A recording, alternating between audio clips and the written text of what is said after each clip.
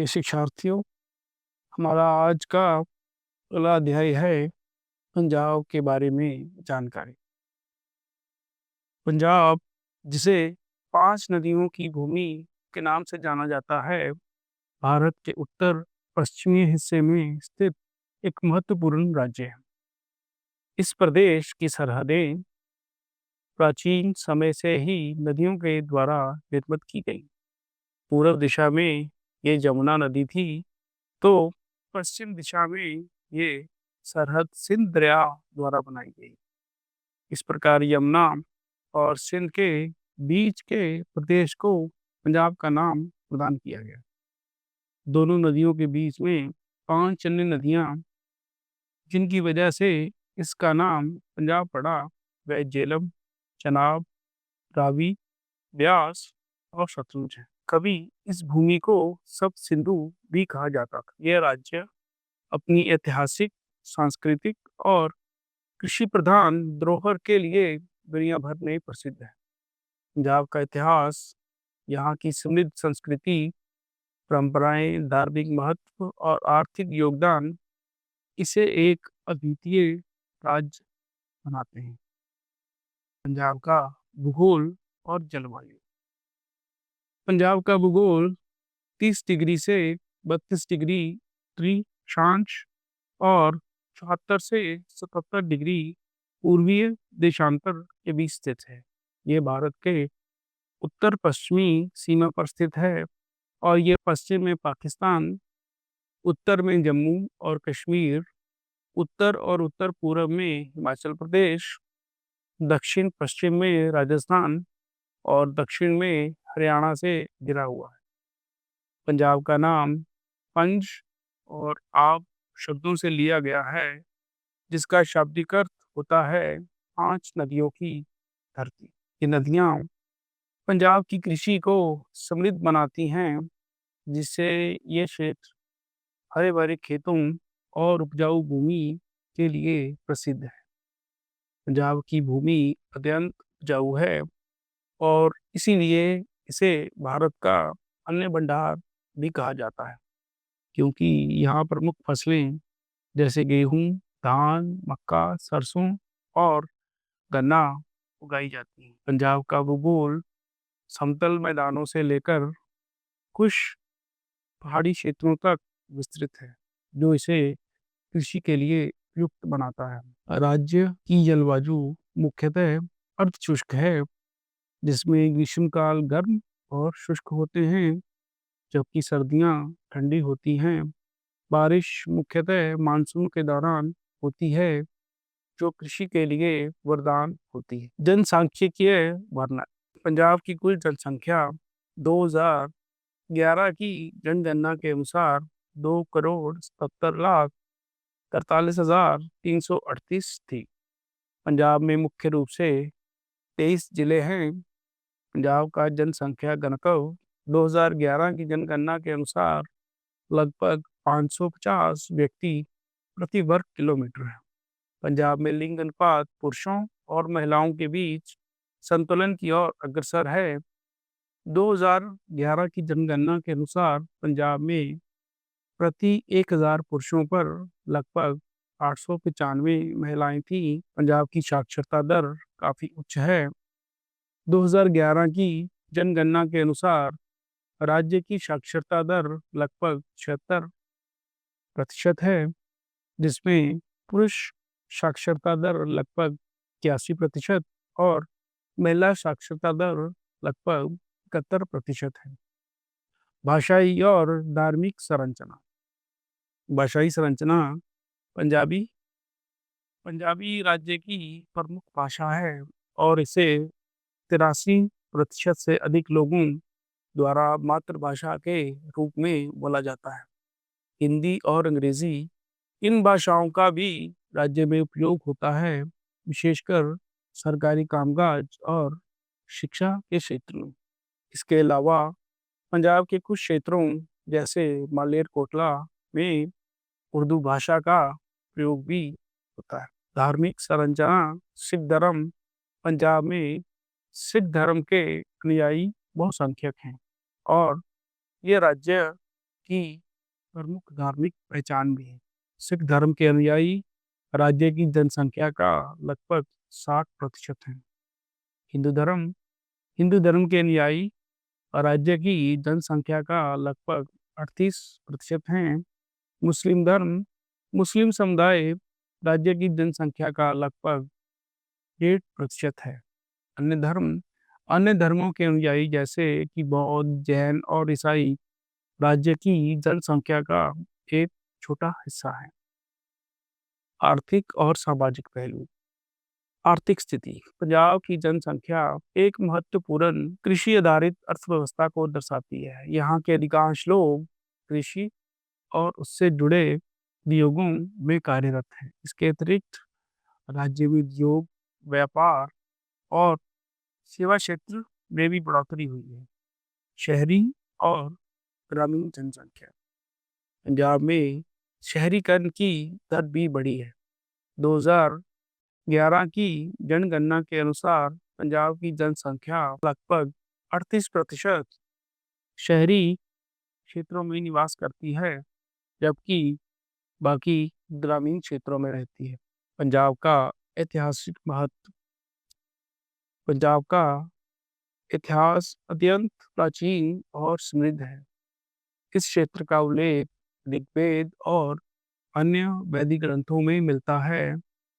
ये क्षेत्र कई महान सभ्यताओं और शासकों का केंद्र रहा है। पंजाब पर विभिन्न शासकों का आधिपत्य रहा है, जिनमें महाजनपद, मौर्य साम्राज्य, कुषाण, गुप्त, मुगल और बाद में सिख साम्राज्य प्रमुख है। पंजाब की संस्कृति। पंजाब की संस्कृति विविधता और उत्साह से भरी हुई है। यहाँ की भाषा, संगीत, नृत्य, कला और साहित्य ने देश और दुनिया को गहराई से प्रभावित किया है। पंजाब का संगीत और नृत्य भी अपनी एक अलग पहचान रखते हैं। भांगड़ा और गिद्धा जैसे नृत्य यहाँ की सांस्कृतिक धरोहर का अभिन्न हिस्सा है।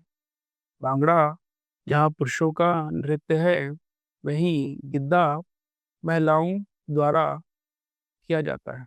इन दोनों नृत्यों का मुख्य उद्देश्य खुशी और उत्सव के मौकों को मनाना होता है। पंजाब की जीवन शैली में संगीत का भी महत्वपूर्ण स्थान है।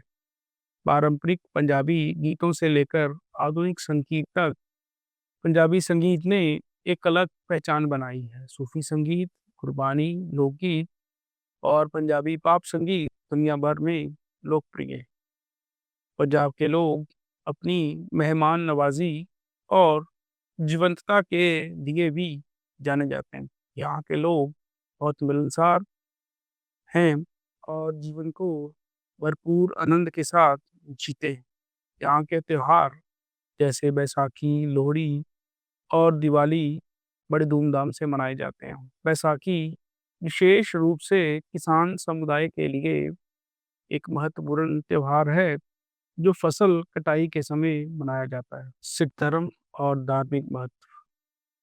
सिख धर्म की नींव पंजाब में ही रखी गई और आज भी ये राज्य सिख धर्म का केंद्र है। गुरु नानक देव जी ने सिख धर्म की स्थापना की और उनके बाद आने वाले 9 गुरुओं ने इस धर्म को आगे बढ़ाया।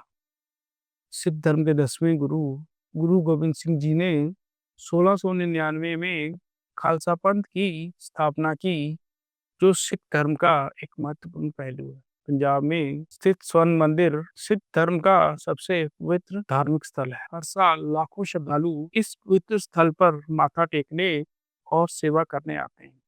स्वर्ण मंदिर की वास्तुकला और इसके चारों ओर स्थित अमृत सरोवर इसकी धार्मिक महत्ता को और बढ़ाते हैं। इसके अलावा आनंदपुर साहब, तलवंडी साहब और दमदमा साहब जैसे अन्य धार्मिक स्थल भी सिख धर्म के अनुयायियों के लिए अत्यंत महत्वपूर्ण है। पंजाब का भारत के स्वतंत्रता संग्राम में एक महत्वपूर्ण योगदान रहा है। इस क्षेत्र ने कई महान स्वतंत्रता सेनानियों को जन्म दिया, जिनमें भगत सिंह, करतार सिंह सराभा, मदन लाल ढींगरा, लाला लाजपत राय और उधम सिंह प्रमुख हैं। इन स्वतंत्रता सेनानियों ने अपने प्राणों की आहुति देकर देश की आज़ादी के लिए संघर्ष किया। इसके अलावा गदरी बाबाओं ने भी यहाँ आज़ादी के लिए अपने प्राणों की आहुति दी। जलियांवाला बाग हत्याकांड जो 1919 में अमृतसर में हुआ, पंजाब की भूमि पर घटित होने वाली सबसे भयावह घटनाओं में से एक है। इस घटना ने भारत के स्वतंत्रता आंदोलन को और अधिक गति दी और पंजाब के लोगों में ब्रिटिश शासन के खिलाफ गहरा आक्रोश पैदा कर दिया। पंजाब का विभाजन और इसके प्रभाव 1947 में पंजाब का विभाजन हुआ और ये क्षेत्र दो हिस्सों में बंट गया। एक हिस्सा भारत में और दूसरा हिस्सा पाकिस्तान में चला गया। इस विभाजन ने पंजाब के लोगों पर गहरा प्रभाव डाला और लाखों लोगों को अपने घरों से विस्थापित होना पड़ा। विभाजन के दौरान भारी हिंसा और सांप्रदायिक दंगे हुए, जिसके परिणाम स्वरूप लाखों लोग मारे गए और बहुत से लोगों को अपने परिवार और संपत्ति से हाथ धोना पड़ा।